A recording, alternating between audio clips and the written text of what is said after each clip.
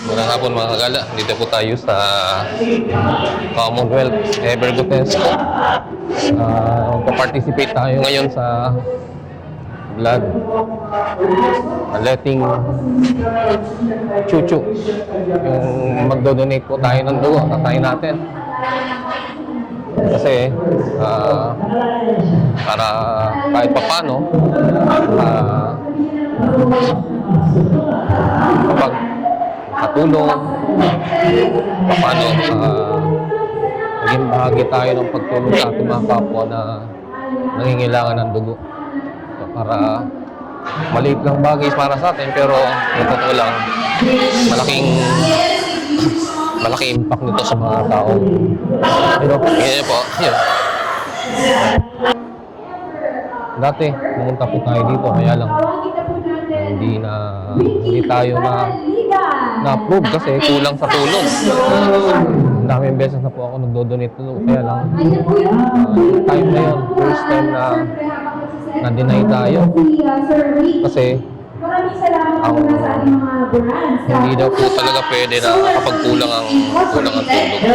Nakalagay dito, be a Red Cross member. Inquire na po tayo dito.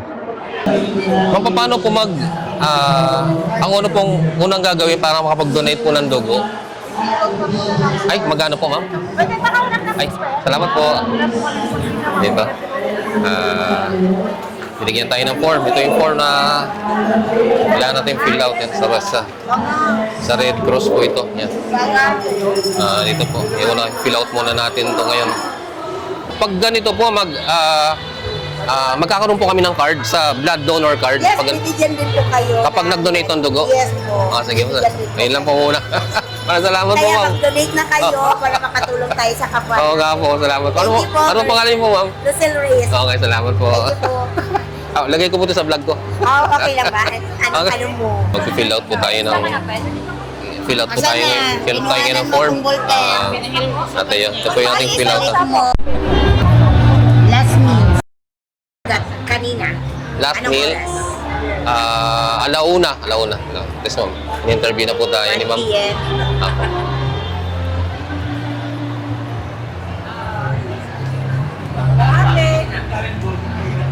Ma'am, sama ko po ito sa YouTube, ma'am. At least para makapag-encourage din ako sa yung mga manonood.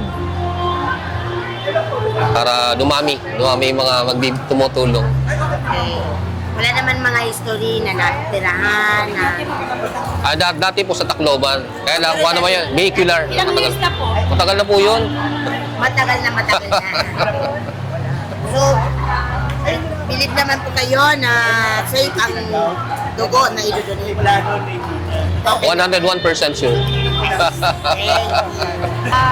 Yung oras po ng muling kain niyo po. Kaninang alauna po, ma'am. Ano po yung kinain niyo? Rice meal?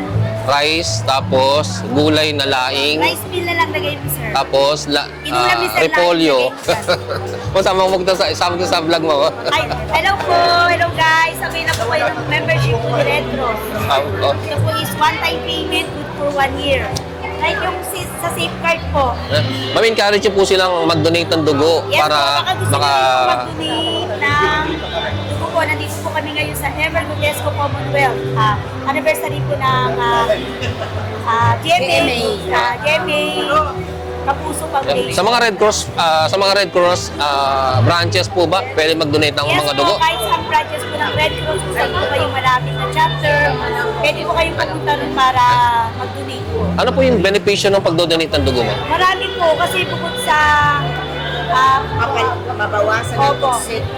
Opo, yung saka maganda rin po sa katawan, sa skin, saka nakaka-relax, nakakabata. Bukod dun sa nakatulong na kayo, syempre maganda sa Healthy pa. Healthy po yun. Yes. Mga at least, ma'am, ilang beses po bang pwede mag-donate ng dugo sa isang Every 3 taon? months po, pwede po. Every 6 months, pwede naman po. Ano po yung gusto niyo?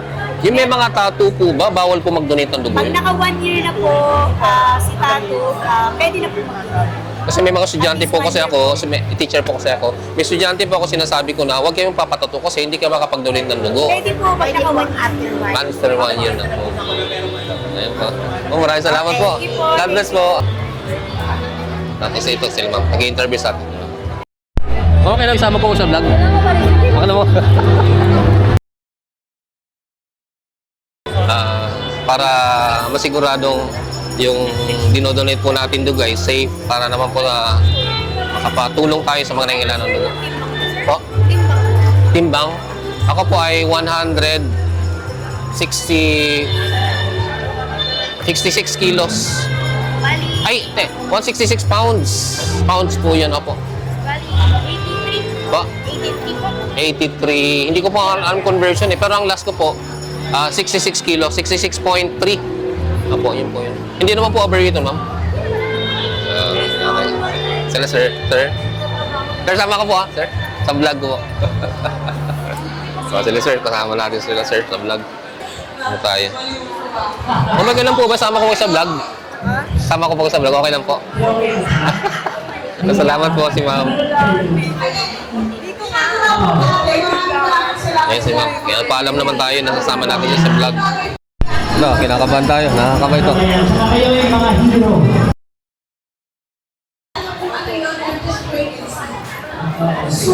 Soon. And sa pagkakita ko yung nagawin hero kayo makakatulong. Dahil kahit paano po, pag tayo naman dyan, pero may mga freebies na mga... Ito medyo...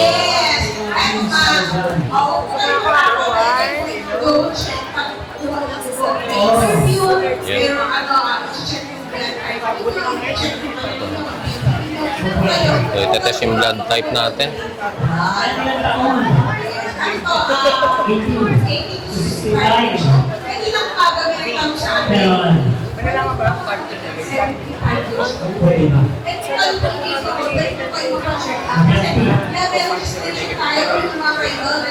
Malalaman natin kung anong type na dugo natin ngayon. Tinetest ko ni ma'am. Mas kukuha sila ng dugo kung anong blood group. Lahat dito maklaro tayo, malinis na ayos. Hindi po kayo kukuha ng dugo kung hindi kaya ng katawan natin. Oo, hindi pwede talaga. No, question ko lang. Kung pag-iipit tayo ng Ay, kasi natin po yan, pagkakama madaling araw, ang alis, so walang nakawang tulong. Alam niyo po yung blood type? Po? Alam niyo po yung blood type? Parang B positive po ba? B positive. O saan po susunod? Pila po doon. Ayun po ang mahabang pila? Dito po sa pala sa dugo. Itong mahabang pila po? Opo, ito. Yan, ito po ma'am, to?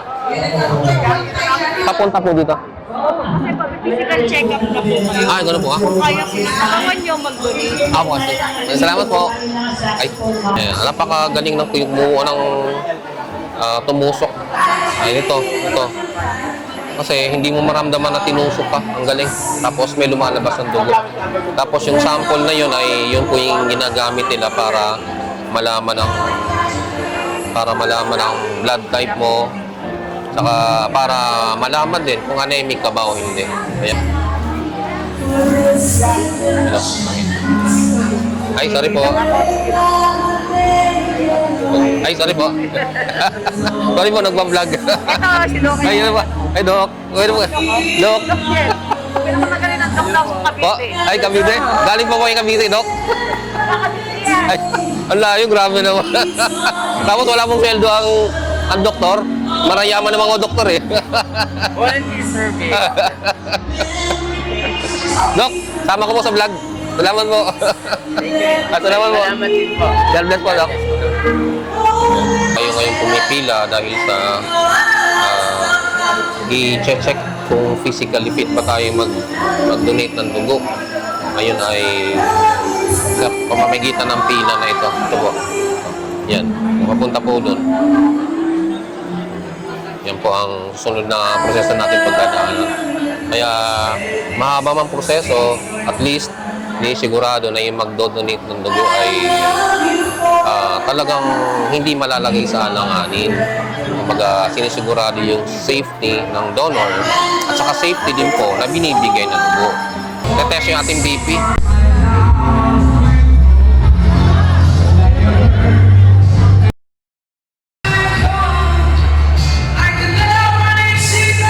Tetest yung blood natin kung may blood ba tayo o hindi.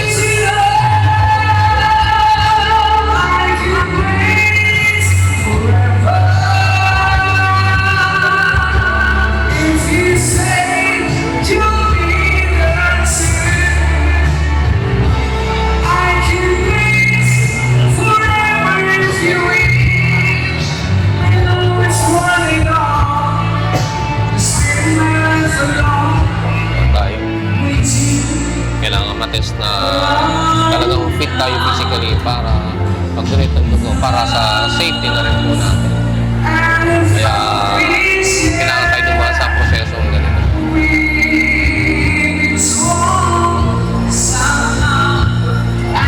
Saan na po yung dugo ko, sir? Ano po yung BP? Medyo mataas ang ulti. Ay! Pero pasado pa naman. Kasi po, Pasado pa naman. so far naman sa... Monitor na lang kayo sa bahay. Sige, sir. Kalalakad ko lang kasi naglakad ako ng mahaba eh. Medyo tumaas na ang dugo. 149. 149 over 80, sir. Sir, okay lang isama ko sa vlog? Ha? Okay lang po, isama ko sa vlog? Ano? Ako, pwede Okay ka lang. tuloy. Yes, sir. Doktor po kayo, sir, ha? Sige, salamat si doktor. Sir, pwede mo lang pang, dok? Pwede mo lang pangalan niyo, dok? Ano pa? Pwede po mo lang pangalan niyo, dok? James Marty de Jesus po. Okay. Salamat po, dok. Salamat. God bless po.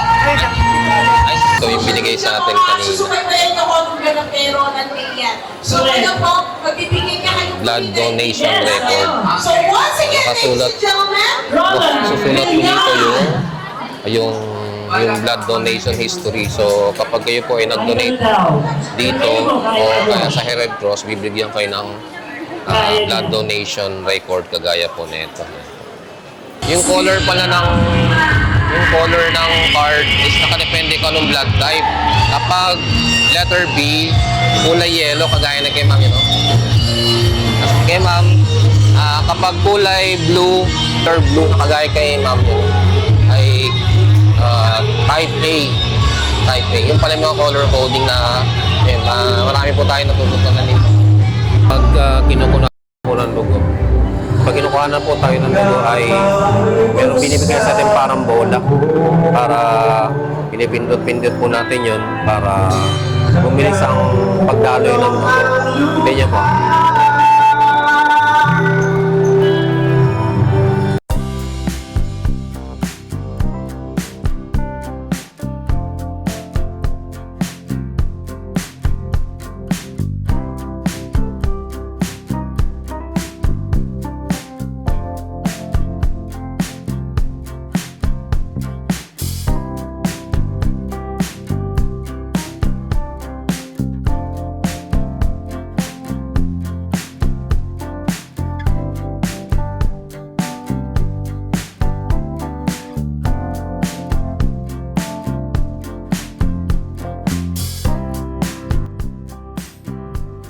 Amazing! Mula sa katawan natin hanggang dun sa bag, ang bilis ng daloy ng dugo.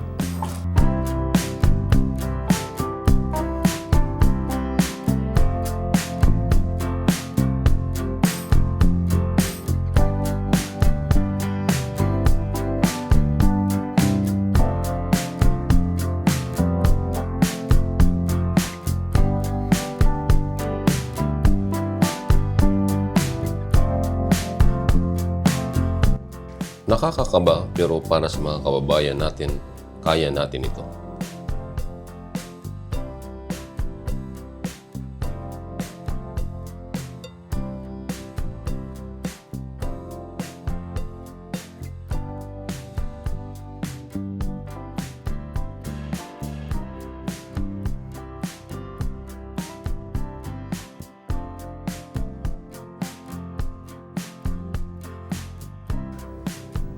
Hinihikayat ko po kayong maging bahagi sa pagsagip ng buhay ng mga kababayan nating Pilipino sa pamamagitan ng pag-donate ng ating dugo.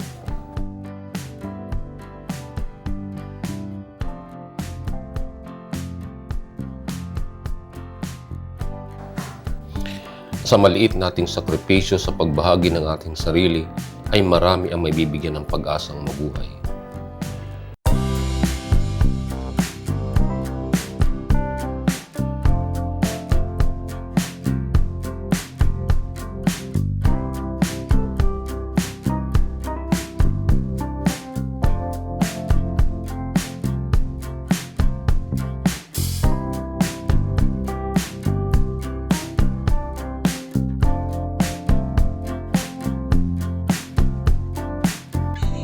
Mga kagala, kung ikaw ay malusog at kwalipikadong magbigay ng dugo, hinihikayat kitang subukan kahit minsan lang.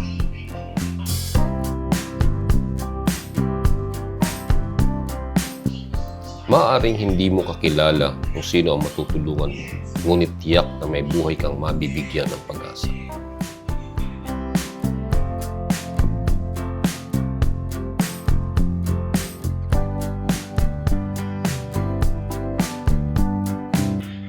Ang pagbibigay ng dugo ay walang kapalit na salapi, ngunit ang halaga nito ay hindi matutumbasan.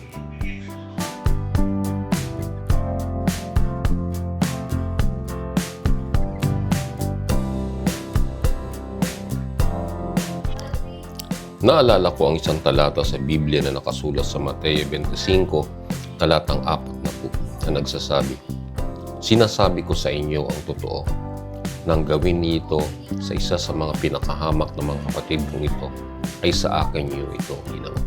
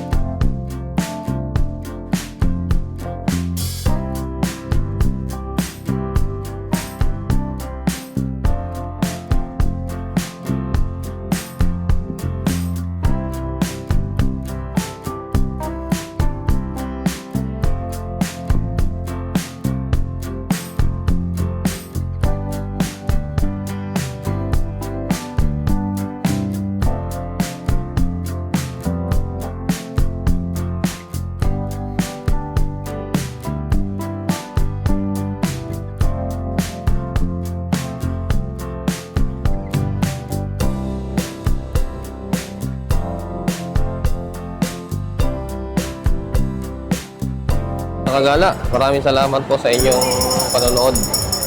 Salamat po sa suporta na inyong binibigay lagi. God bless po. Ito po si Sir Rodi. Magpapaalala, kung may pagkakataon, tumulong po tayo. God bless po.